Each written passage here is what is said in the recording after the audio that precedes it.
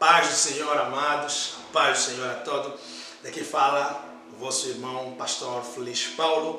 Estou aqui para partilhar uma palavra do Senhor com os amados, que se encontra no livro de Êxodo, capítulo do número 3. Vamos ler propriamente o versículo de número 7, que diz assim: E disse o Senhor: Tenho visto atentamente a aflição do meu povo, que está no Egito, e tenho ouvido o seu clamor por causa dos seus exatores, porque conheci suas dores. Portanto, desci para livrá-lo da mão dos egípcios e para fazê-lo subir da terra a uma terra boa e larga, a uma terra que mana leite e mel, ao lugar do Cananeu e do Eteu e do Amorreu e do Perezeu e do Eveu e do Jebuseu. Aqui encontramos um texto interessante, onde a palavra está a dizer que Deus chama Moisés de uma forma especial, né? A Bíblia diz que Moisés está a apacentar as ovelhas do seu sogro Jetró. A Bíblia diz que quando ele chega ao extremo do deserto, a Bíblia diz que ele vê uma sarça ardendo sem ser consumida. E a Bíblia diz então que Moisés tenciona aproximar-se a sarça ardendo sem se consumir. E a Bíblia diz que ele ouviu uma voz da sarça que disse: Moisés, Moisés, não te chegas aqui, retira as sandálias, porque a terra em que estás é terra santa. E a Bíblia declara então que Deus começou a falar com Moisés, e uma das grandes verdades que Moisés fala a Moisés é atraindo Moisés, convidando Moisés para se levantar e voltar para o Egito, e então ser usado por Deus para libertar o povo de Israel do Egito. E a Bíblia diz que nesta conversa de Moisés com Deus, Deus apresenta uma palavra esperançosa a Moisés. No versículo de número 7, a Bíblia diz então, nós vamos ali no capítulo 3, devagarzinho, para pegarmos aqui algo muito abençoador. Versículo número 7 do capítulo 3 de Êxodo diz assim: E disse o Senhor: Tenho visto atentamente a aflição do meu povo. Eu queria me reter um pouquinho aqui para pegar algumas coisas extremamente importantes. A primeira é que a Bíblia diz: o Senhor tem visto. A Bíblia diz, Deus diz: tenho visto. Significa que o nosso Deus vê. Aleluia! Louvado seja o nome do Senhor, porque o nosso Deus vê. Então eu vim aqui para dizer para os amados que não há nada que passa despercebido aos olhos de Deus. Tudo que nós fazemos na terra, seja de bom ou de mal, é visto diante dos olhos do Senhor. Mas nesse ponto, a visão de Deus com relação ao seu povo é extremamente especial, porque o povo se encontra num momento de aflição, e a Bíblia diz que o Senhor tem visto a aflição do seu povo.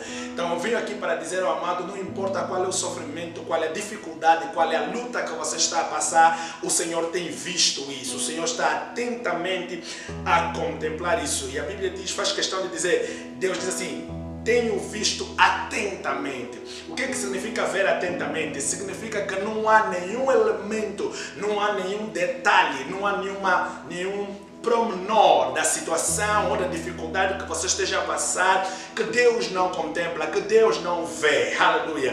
Porque a Bíblia diz que Ele tem visto a aflição do seu povo. Então, amado, amada, fica descansada, porque o Senhor tem visto. Não apenas tem visto, mas Ele tem visto atentamente a luta e as dificuldades que você tem passado.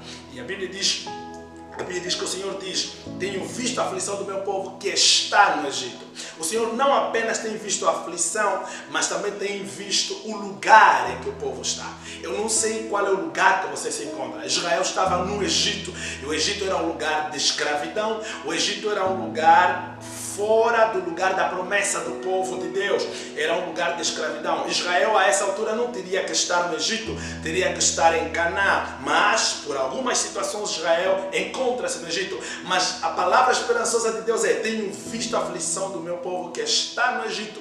Por outras palavras, Deus nas entrelinhas está a dizer: eu sei que vocês estão num lugar que não é o vosso lugar, mas certamente eu tenho vos visto, mesmo estando neste lugar que não é o vosso lugar. Nosso Deus é tão poderoso que não importa o lugar em que nós nos encontramos, Ele continua a nos ver, Ele continua a nos contemplar, e isso dá uma grande esperança e certeza de que Ele pode fazer o melhor para as nossas vidas, e certamente vai fazer o melhor para nós. O seguinte, a Bíblia diz: tenho ouvido o seu clamor. Aleluia! O nosso Deus não apenas vê, mas nosso Deus também ouve. A Bíblia diz que Deus tem ouvido o clamor do seu povo, para dizer que não há clamor nenhum que você levante diante da presença de Deus que Ele não escute. Deus é tão poderoso que vê, Deus é tão atencioso que ouve, aleluia, os nossos clamor. Você que tem estado a orar por uma situação, você que tem estado a buscar o Senhor por uma determinada coisa, creia que o Senhor tem estado a ouvir a tua oração, creia que o Senhor tem estado a ouvir o teu clamor, e que nenhum clamor que é levantado diante da presença de Deus passa despercebido diante da sua pessoa, passa sem ter uma resposta da parte do Senhor. Aleluia! E a seguir a Bíblia diz: porque conheci as suas dores. Deus tem visto, Deus tem ouvido, Deus tem conhecido. Amados, a sequência é tão ilustradora e tão espiritual. Primeiro, Deus vê. Segundo, Deus ouve. Terceiro, Deus conhece. Dá a impressão de que Deus fica num ponto em que consegue contemplar tudo o que está a acontecer, consegue ver as nossas lutas, as nossas dificuldades. Daí, provavelmente, nós nos levantamos e começamos a clamar. Então, logo que começamos a clamar, Ele começa a ouvir. Então, logo que Ele começa a ouvir, Ele, parece paradoxo, mas Ele começa a conhecer os nossos problemas. Ele começa a conhecer a situação que nós estamos a enfrentar. Ele diz: conheci as suas dores. Atenção ao termo conhecer. O termo conhecer é muito profundo, porque dá o sentido de Deus olhar a coisa com detalhe, olhar a nossa situação com detalhe, saber da nossa situação e da nossa luta com detalhe. A Bíblia diz: Deus diz: conheci as suas dores. Eu vim para te dizer, você que tem estado a clamar, Deus tem estado a conhecer as tuas dores, Deus tem estado a conhecer as tuas dificuldades,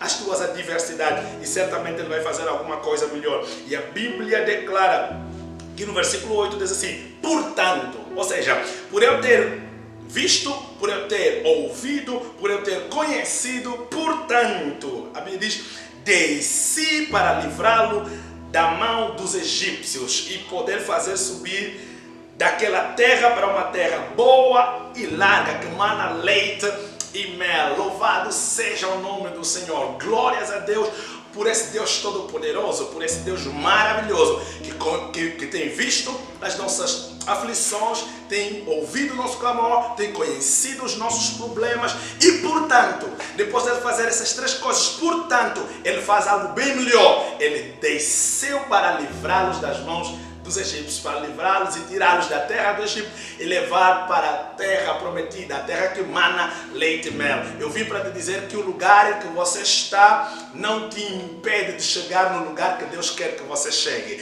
O lugar onde você se encontra agora não é o limite do lugar onde Deus é capaz de te levar. O povo estava no Egito, na escravidão, no sofrimento, na adversidade, mas Deus tem estado a conhecer, tem estado